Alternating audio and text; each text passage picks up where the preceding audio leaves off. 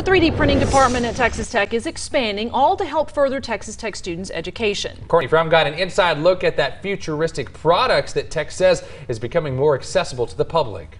Now, something like this little cowboy hat that's about the size of my thumb took almost 2 hours to print compared to this piece of art, which took about 22 hours. Now, it's easy to say 3D printing is getting faster and faster, and eventually everyone will be able to be their own artist of print. You know, everyone else's designs kind of come to light or to life is really cool, because you can have all these concepts in your head, or they can always be on a computer space, but then helping someone make it like an actual model, or seeing someone try to figure something out and finally getting it with the help of the machines is really cool.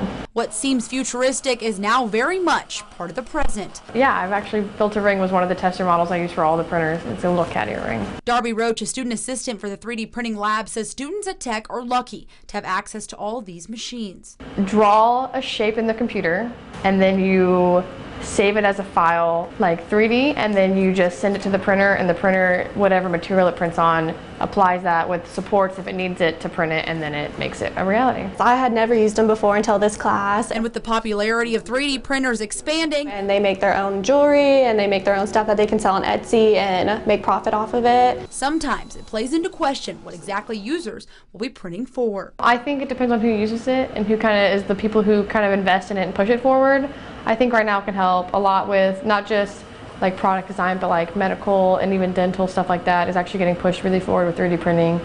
Now, the digital design and fabrication program here at Texas Tech is still growing and getting new equipment. Of course, it's only for students to use right now, but if you really want your own 3D printer, one of these bad boys only costs between $700 and $800, and you can print something right at your own house.